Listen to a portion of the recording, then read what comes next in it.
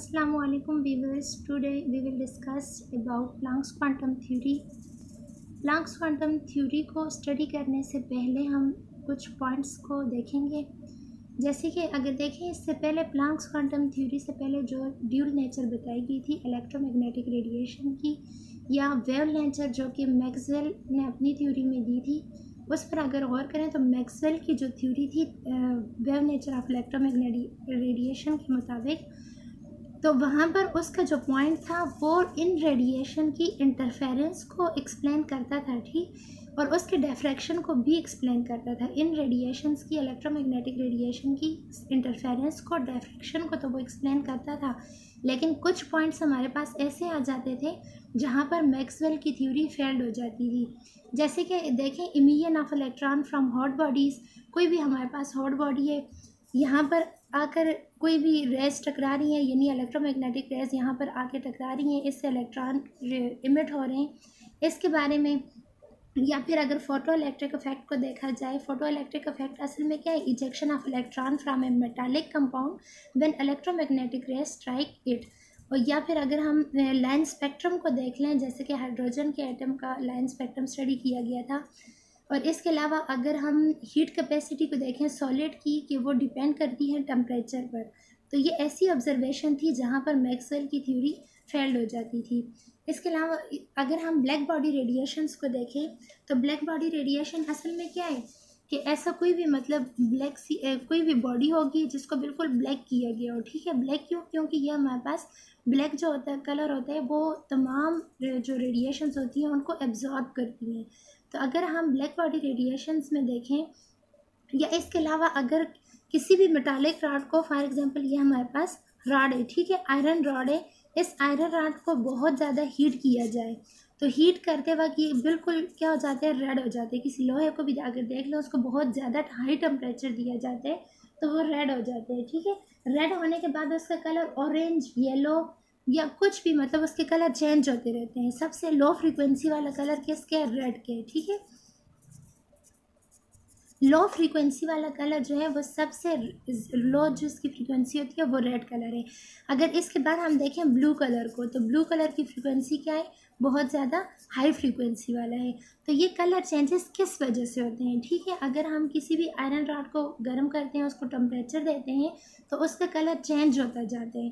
तो ये कलर इसका किस वजह से चेंज होते हैं, ठीक है। वेरिएशन जो होती है फ्रीक्वेंसी के अंदर, या ब्लैक बॉडी में जो रेडिएशन एब्जॉर्ब होंगी या इमिट जो होंगी, वो असल में डिपेंड किस पे करती है? टेम्परेचर पे डिपेंड करती है। यानी जितना अगर कोई बॉडी है, ठीक है, या अगर हम उसकी वेवलेंथ को देखते हैं या इंटेंसिटी को देखते हैं, तो अगर इसकी वेवलेंथ को हम इंक्रीज़ कर देते हैं, ठीक है, तो वेवलेंथ इंक्रीज़ करने के बाद इसकी इंटेंसिटी जो होती है, इन रेडिएशन की इंटेंसिटी भी इंक्रीज़ होती है। एक पॉइंट तक ये आकर जब अपने मैक्सिमम पॉइंट पर पहुंचता है, तो वहाँ पर आकर इसकी इंटेंसिटी वापस से डिक्रीज़ होना शुरू हो जाती है। तो ये जो इंटेंसिटी इसकी पहले इंक्रीज़ होती है फिर डिक्रीज़ होती है, ये कुछ ऐसे पॉइंट्स थे जो कि इससे पहले की थ्योरीज़ में एक्सप्लेन नहीं किए गए थे। या इलेक्ट्रोमैग्नेटिक रेडिएशन की जो नेचर वेव थ्योरी थी, मैक्सवेल ने जो थ्योरी दी थी, ये इन पॉइंट्स पर आकर मैक्सवेल की थ्योरी जो थी वो फेल्ड हो गई थी।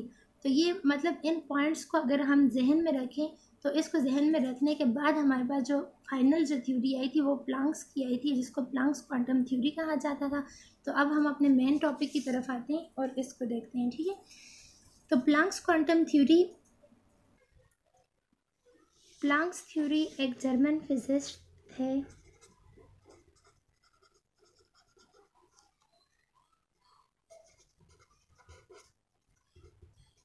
जिनका नाम था मैक्स प्लांक।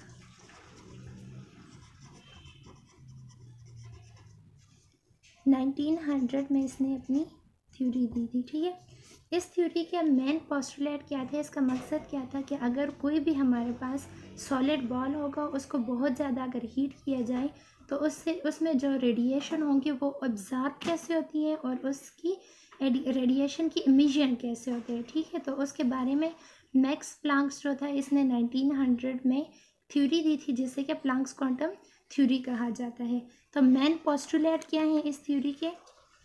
सबसे पहला पॉइंट इसका ये था कि अगर मैक्सवेल की थ्योरी जो थी इससे पहले जितनी भी थ्योरीज थी, मैक्सवेल की थ्योरी, उन्होंने जो ड्यूल नेचर दिया था इलेक्ट्रोमैग्नेटिक रेडिएशन का, उन्होंने ये कहा था कि जो रेडिएशन है वो जब इमिट होंगी या एब्जॉर्ब होंगी तो वो कंटिन्यूसली होंगी, ठीक है। यानी कि कोई भी अगर बॉडी है उसको हीट किया जाता है तो इससे जो रेडिएशन इमिट होंगी या एब्जॉर्ब होंगी वो कंटिन्यूसली होंगी, जबकि प्लांक ने ये कहा कि ये रेडिएशन जो होंगी ये कंटिन्यूसली एब्जॉर्ब या इमिट नहीं होंगी, डिसकंटिन्यूसली होंगी, और ये स्मॉल पैकेट के फॉर्म में होती हैं जिन्हें हम क्या कहते हैं, यूनिट वेव कहते हैं, ठीक है, यूनिट वेव कहते हैं। और ये जो यूनिट वेव्स होते हैं ये एक मतलब एनर्जी के पल्स होते हैं, एनर्जी के पल्स ऑफ एनर्जी कहते हैं इनको, या यूनिट पैकेट कह दें। और ये जो यूनिट पैकेट हैं अगर इनको हम हीट के केस में देखते हैं तो हीट के केस में इनको क्वांटा कहा जाता है, या प्लूरल के लिए यूज़ करें तो quantum in case of heat.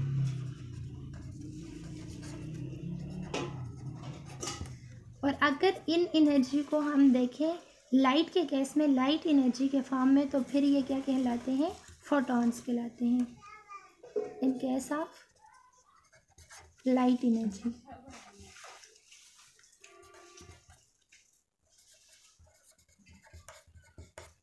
ठीक है, यानी कि अगर हम इनको हीट के केस में देखते हैं तो इन रेडिएशंस को, इन वेव्स को क्या कहा जाता है, क्वांटा कहा जाएगा, या अगर इनको लाइट के केस में देखते हैं तो ये फोटॉन कहलाएंगे। तो ये हमारे पास ये जो रेडिएशंस आएंगी इस बॉडी से, तो ये रेडिएशन क्या होंगी, कंटिन्यूसली नहीं होंगी बल्कि डिसकंटिन्यूसली होंगी। ये था हमारे पास पहला पॉइंट मैक्स प्लैंक का।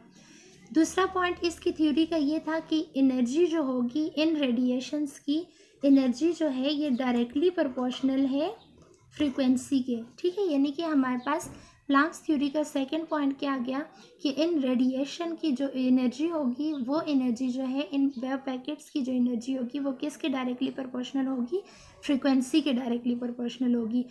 यानी अगर उसकी एनर्जी ज़्यादा की जाएगी तो उसकी फ्रीक्वेंसी भी ज़्यादा होगी, और अगर एनर्जी कम की जाए तो उसकी फ्रीक्वेंसी भी क्या होगी, कम होगी। तो यहाँ डायरेक्टली प्रोपोर्शनल को ख़त्म करने के लिए हम कांस्टेंट लगा देंगे एच म्यू, जिसमें हम एच को कहेंगे ये हमारे पास क्या है, प्लैंक्स कांस्टेंट है, प्लैंक्स कांस्टेंट। और इसकी वैल्यू क्या है, प्लैंक्स कांस्टेंट की वैल्यू हमारे पास आती है 6.625 × 10⁻34 जूल पर सेकेंड। ये था हमारे पास दूसरा पॉइंट, मैक्सवेल प्लैंक्स थ्योरी का दूसरा पॉइंट था, ठीक है। अगर हम इसके तीसरे पॉइंट को देखते हैं इस थ्योरी के, तो तीसरा पॉइंट हमारे पास ये आ जाता है कि ये जो एनर्जी इमिट होगी बॉडी से या एब्जॉर्ब होगी इसको हम इंटीग्रल मल्टीपल लेंगे। इंटीग्रल मल्टीपल का मतलब क्या हुआ कि होल नंबर लेंगे। अगर कोई एनर्जी एब्जॉर्ब हो रही है या इमिट हो रही है उसको हम क्या कहेंगे, एनर्जी क्या है, 1 है, 2 है, 3 है, सो ऑन। लेकिन कभी भी हम ये नहीं कह सकते कि ये एनर्जी जो है 1.5 है, 2.5, इस तरह, मतलब इस फॉर्म में हम इसको कभी भी नहीं लेंगे। एनर्जी आएगी तो इंटीग्रल मल्टीपल के फॉर्म में आएगी, ठीक है। क्वांटम की एनर्जी इंटीग्रल मल्टीपल यानी कि उसके होल नंबर की इक्वल आएगी। और इस नंबर के लिए हम क्या कहेंगे कि हमारे पास एनर्जी किसके इक्वल हो जाएगी, E = NH/μ, जहाँ पर ये हमारे पास इसकी फ्रीक्वेंसी आ जाएगी और ये प्लैंक्स कांस्टेंट है और n हम नंबर के लिए यूज़ कर रहे हैं। तो ये हमारे पास प्लैंक्स क्वांटम थ्योरी थी जिसके मेन 3 पॉइंट्स यही थे कि फर्स्ट पॉइंट ये था कि एनर्जी जो एब्जॉर्ब होगी या इमिट होगी उसको हम कभी भी कंटिन्यूसली नहीं कहेंगे बल्कि वो डिसकंटिन्यूसली एब्जॉर्ब या इमिट होगी। दूसरा पॉइंट ये था कि जो एनर्जी होगी उनकी एनर्जी डायरेक्टली प्रोपोर्शनल होगी उसकी फ्रीक्वेंसी की। और थर्ड पॉइंट हमारे पास आ जाएगा कि इसके जो एनर्जी एब्जॉर्ब होगी या जो इमिट होगी वो इंटीग्रल मल्टीपल होगी क्वांटम के, ठीक है। तो ये जो हमारे पास इक्वेशन आ रही है E = H/μ, असल में ये इस इक्वेशन को हम क्या कहते हैं, ये कौन सी इक्वेशन है, Planck's equation.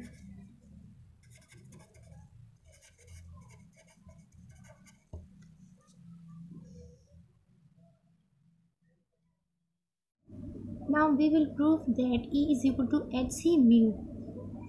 As we know that energy of photon is related to the frequency, wavelength and wave number. we will discuss about it that what is wavelength, frequency and wave number. सबसे पहले हम wave length को देखते हैं, ठीक है। Wave length क्या है? हमारे पास distance between two crest and trough of a wave is called as wavelength. यानी कि अगर हम देखते हैं कि इलेक्ट्रोमैग्नेटिक रेडिएशन की जो नेचर है वो वेव लाइक है, तो ये वेव लाइक नेचर में इसको अगर हम देखें कि ये दो हमारे पास क्या आ जाते हैं, क्रस्ट आ जाते हैं और ये ट्रफ आ जाते हैं, ठीक है। तो इन दो क्रस्ट के दरमियान, इन दो पीक्स के दरमियान का जो डिस्टेंस हम लेंगे, ये डिस्टेंस हमारे पास क्या कहलाएगा, लैम्डा कहलाएगा, ठीक है। इस लैम्डा को हम क्या कहते हैं, वेव लेंथ कहते हैं। असल में वेव लेंथ क्या है, इन दो पीक्स के दरमियान या इन दो क्रस्ट के दरमियान का जो डिस्टेंस होगा, उस डिस्टेंस को हम वेव लेंथ कहेंगे और इस वेव लेंथ को रिप्रेजेंट किया जाता है लैम्डा से। और अगर इसकी यूनिट्स देखी जाए तो यूनिट्स इसकी क्या आती है, कभी इसको मीटर में नहीं चेक करते हैं, ठीक है। इसको हमेशा नैनोमीटर में चेक किया जाता है, एंगस्ट्रॉम में चेक किया जाता है या पेरीमीटर में, जिसमें हमारे पास 1 मीटर जो है ये किसकी इक्वल है, 10⁻9 मिलीमीटर के इक्वल आ जाते हैं, या 1 मीटर जो है 10⁻10 एंगस्ट्रॉम के इक्वल होगा, या 10⁻12 पिकोमीटर के इक्वल होगा, ठीक है। फिर इसके बाद फ्रीक्वेंसी है। फ्रीक्वेंसी किसे कहते हैं, number of waves passing through a point in 1 second. अब ये हमारे पास वेव्स जो है एक सेकेंड के अंदर जितनी वेव्स यहाँ से पास होंगी उसे हम क्या कहेंगे कि वो क्या है, फ्रीक्वेंसी है। तो इस फ्रीक्वेंसी की यूनिट्स क्या, इसको रिप्रेजेंट किया जाता है म्यू से, ठीक है। तो यूनिट्स इसकी क्या आ जाती है, वेव पर सेकंड या साइकिल पर सेकंड और हर्ट्स। 1 हर्ट्स किसके इक्वल होते हैं, साइकिल पर सेकंड के इक्वल होते हैं। और अगर फार्मूला हम देखते हैं तो ये फ्रीक्वेंसी हमारे पास किसके इक्वल आते हैं, frequency is inversely proportional to 1/लैम्डा। मतलब क्या हुआ कि जितनी ज़्यादा हमारे पास यहाँ पे हम देखेंगे कि लैम्डा की वैल्यू जितनी ज़्यादा होगी उतनी उसकी फ्रीक्वेंसी क्या होगी, कम होगी, ठीक है। यानी कि एक वेव यहाँ से पास हो रही है तो इस वेव के ये लैम्डा जो होगा, ये डिस्टेंस जो होगा, जितना ये डिस्टेंस ज़्यादा होगा इतनी इसकी फ्रीक्वेंसी कम होगी, और जितना ये डिस्टेंस कम होगा इतनी ही फ्रीक्वेंसी हमारे पास क्या आएगी, ज़्यादा आएगी। फिर उसके बाद आ जाता है वेव नंबर। तो वेव नंबर किससे कहते हैं, number of waves per unit length is called as wave number. यानी कि एक लेंथ में अगर हम देखते हैं कि कितनी नंबर ऑफ वेव्स पास हो रही हैं तो उसे क्या कहते हैं, वेव नंबर कहते हैं। और इसको रिप्रेजेंट किया जाता है वेव को रिप्रेजेंट किया जाता है म्यू बार से। सिंपल हम ये भी कह सकते हैं कि ये वेव लेंथ का जो है वेव नंबर इसका रेसिप्रोकल है। तो न्यूमेरिकली अगर हम देखें तो वेव नंबर म्यू बार किसके इक्वल होते हैं, 1/लैम्डा के इक्वल होते हैं, ठीक है। तो अगर हम मतलब प्लैंक्स क्वांटम थ्योरी को देखते हैं तो प्लैंक्स क्वांटम थ्योरी में हमारे पास एनर्जी ऑफ फोटॉन्स किसकी इक्वल थी, h म्यू की इक्वल थी। तो यहाँ पर हम इस म्यू की वैल्यू को पुट कर देंगे जो कि हमारे पास क्या आ रही थी, c/लैम्डा की इक्वल है। c क्या है, ये c हमारे पास क्या आ जाते हैं, velocity of light, velocity of light है, ठीक है। तो ये वेलोसिटी ऑफ लाइट की वैल्यू क्या है, 3 × 10⁻8 मीटर पर second.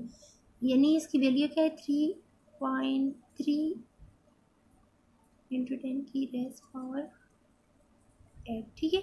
3 × 10⁸ velocity of speed of light है। और म्यू हमारे पास आ गया, तो म्यू बार किसकी इक्वल है, c/लैम्डा।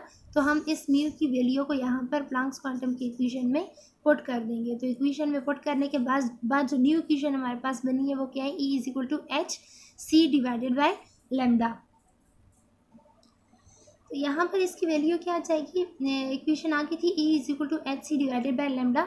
लेकिन हमें पता है कि 1/लैम्डा किसकी इक्वल है, इक्वेशन 2 को अगर हम देखें तो इक्वेशन 2 में हमारे पास 1/लैम्डा किसके इक्वल आ रहा था, म्यू बार के इक्वल आ रहा था, ठीक है। तो ये वैल्यू क्या आ जाएगी, E = h c mu bar. Mu bar कहाँ से आए, इस 1/लैम्डा की वैल्यू को पुट करने से आए, ठीक है। अगर हम 1/लैम्डा की वैल्यू को पुट कर देंगे तो ये म्यू बार यहाँ पे आ जाएगा। तो फाइनल इक्वेशन हमारे पास क्या आ जाएगी, E = h c mu bar, जो कि ये शो करते हैं कि ये फोटॉन्स की जो एनर्जी है वो किससे रिलेटेड है, फ्रीक्वेंसी से, वेव लेंथ से और वेव नंबर से।